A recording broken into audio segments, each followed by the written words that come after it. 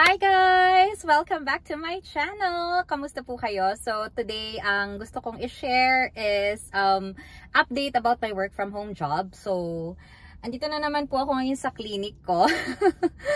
Meron akong another appointment with another doctor today. So, nag-flex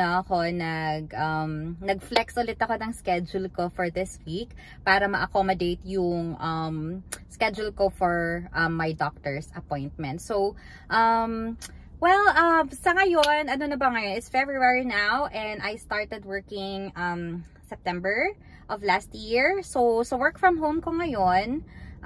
October, November, December, January, February.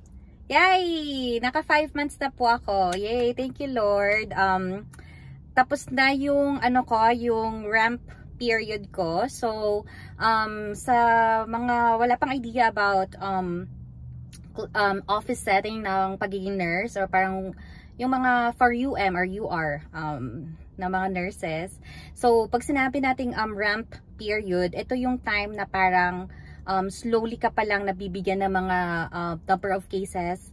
Tapos kapag natapos na yung ramp period mo, ang term na sa'yo is a tenured nurse.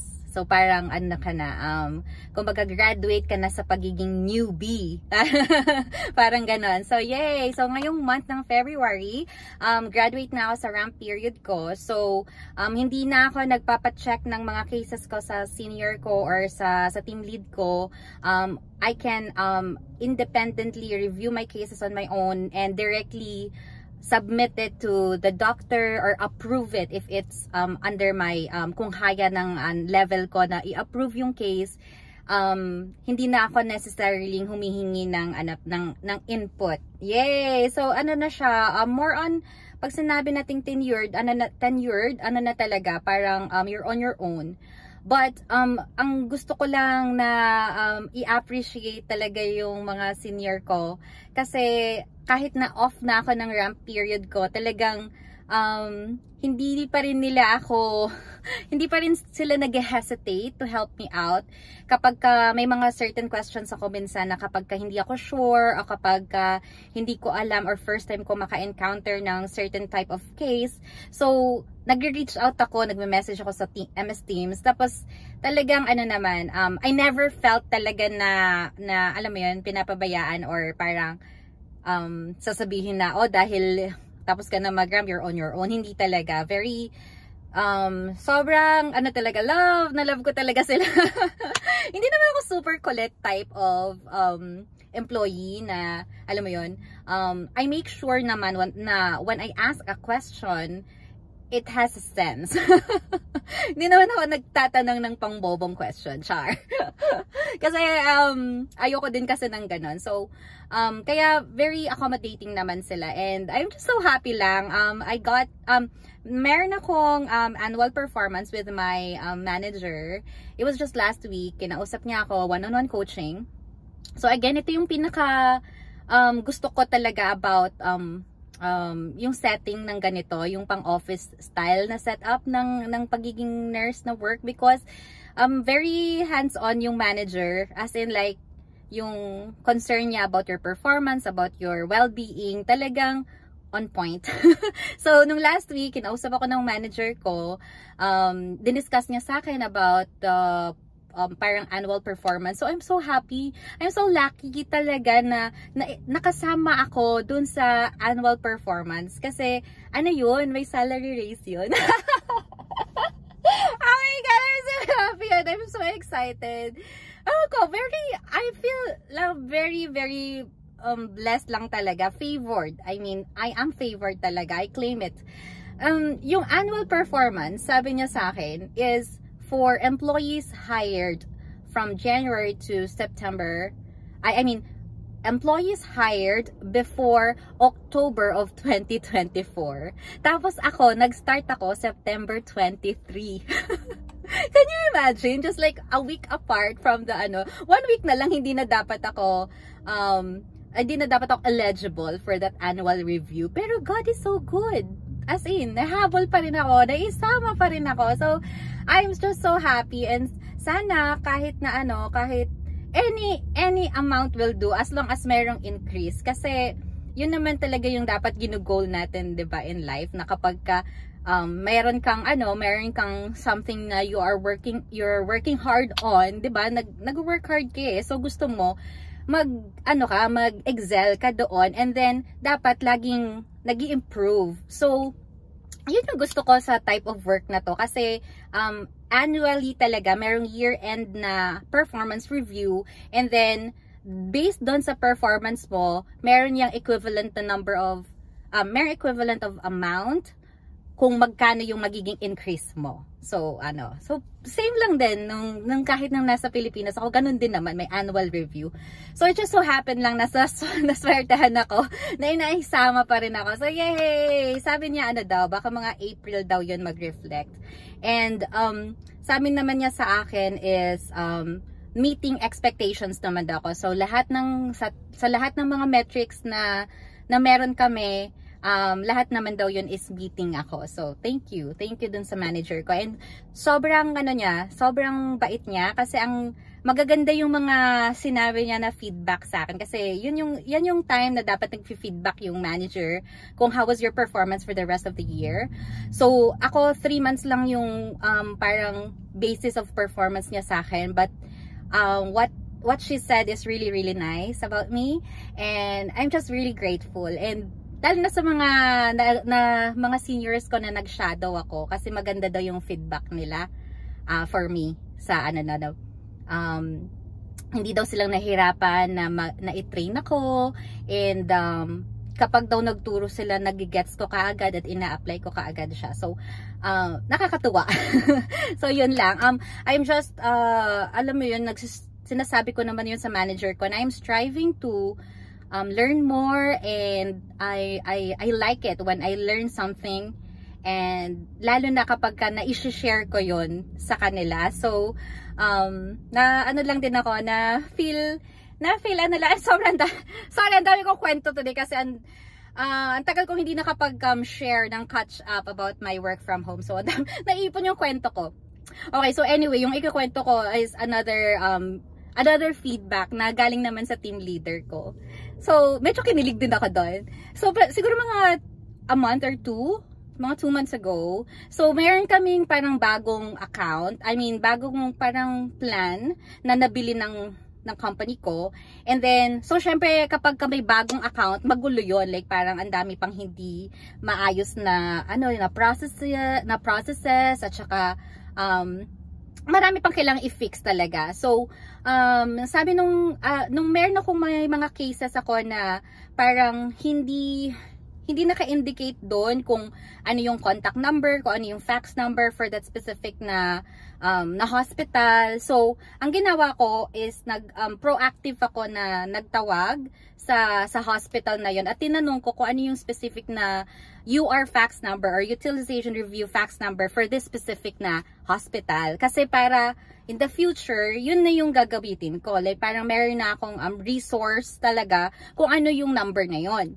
So, shinare ko yun sa group chat namin, nung account namin. Sabi ko na tumawag ako sa ganitong hospital, tapos nalaman ko na A, B, C, D, E, ito yung mga specific fax numbers for that specific na hospital. Parang ganon. So yun, shinare ko yun sa team. Tapos, sobrang natuwa sa akin yung team lead ko na proactive daw ako na nag-share ng information na very helpful sa account namin. So, binigyan niya ako ng kudos points. Yay! I'm so happy. Binigyan niya ako ng kudos points. So, yung kudos points na yun, guys, is parang pwede mo siyang ipunin. Tapos, at the end of the year, kapag may number of points ka, certain number of points, meron yung equivalent na anything. So, for example, nung last time na meron akong kudos points na 5,000 points ata, na-share ko yun before na meron akong maliit na blender na binili. So, parang ganon. So, ganon din yung parang ngayon, for this year, binigyan niya ako ng kudos points na dahil daw sa pagiging proactive ko for helping and for sharing that information sa team namin. So, ayun lang, nakakatuwa. Mga maliliit na bagay, pero yun yung mga natutuwa ako talaga kasi. Okay, anyway. So, ano pa nga ba yung gusto kong ikwento? Gusto ko lang i-share yung mga mga benefits na talagang ini-enjoy ko talaga at the moment. So, bukod sa ganitong mga flexible, very flexible yung schedule, na-enjoy ko din yung holiday. Oh my God, off ako nung half day ako nung the day before Christmas, the day before New Year, whole day off ako ng Christmas Day and New Year's Day. As in, yung kapag holiday talaga, wala talaga akong paso. Kaya sobrang nakakatuwa. And, ito yung gusto ko talagang i-share. Sobrang, alam mo lang, na-overwhelm ako sa sobrang, talaga, thank you Lord, may ganito silang program. So, ganito, yung account ko kasi is, it operates 7 days a week. Okay, so yung healthcare insurance namin, yung specific na account ko, operates 7 days a week. So, yung Saturday and Sunday namin, meron kaming rotation na schedule na meron dapat mag-duty ng kahit isa lang. Isang nurse on a Saturday, isang nurse on a Sunday. So, rotation kami. So, ang nangyari, kahit nung interview pa lang kasi, sinabi na yun sa akin ng manager ko. Ang sabi ko nun sa kanya is, I am willing to report on a Sunday. Kasi nga, I'm a Seventh-day Adventist, so hindi ako pwedeng mag-work ng Saturday. Sabi ko sa kanya, Sunday lang po ako pwede. So, okay. Ngayon, eto nang may rotation kami, nakapag-duty na ako actually ng one Sunday. And then, suddenly, yung sinabi ng manager ko, meron daw kaming team member na nag-volunteer na Sunday to Thursday ang fix niyang schedule. So sabi ko, oh no! Hindi ako pwede mag-duty ng Saturday. So ang nangyari kasi is yung available lang ngayon na weekend duty is every Saturday lang. So kung before, Saturday and Sunday yung option namin na pumili kung saan kami mag-rotate na na weekend. Ngayon hindi na, every Saturday lang. Eh sabi ko, paano yan? Hindi nga ako pwede. So nag-email ako sa manager ko. Sabi ko, hindi po ako pwedeng mag-work ng Saturday. Sunday lang po talaga ako pwede. Tapos, sobrang accommodating naman ng manager ko. Sabi niya sa akin, sige, ganitong gawin natin. Meron tayong specific na parang website ng company namin na pwede kang mag-request ng, ang tawag doon is religious accommodation request. Sabi ko, may ganon. Parang sabi ko, first time ko makarinig ng ganito. Religious accommodation request. So sabi niya sa akin, mag-request daw ako doon, i-explain ko yung side ko kung bakit hindi ako pwedeng mag-work ng Saturday. And kung, depende daw doon sa magiging result ng request ko na yon, doon daw siya magbe-base. So sabi ko, okay. So doon nag-request agad ako, and then nag-explain ako doon, online lang naman. So nag-explain ako doon kung bakit hindi ako pwedeng mag-work ng Saturday.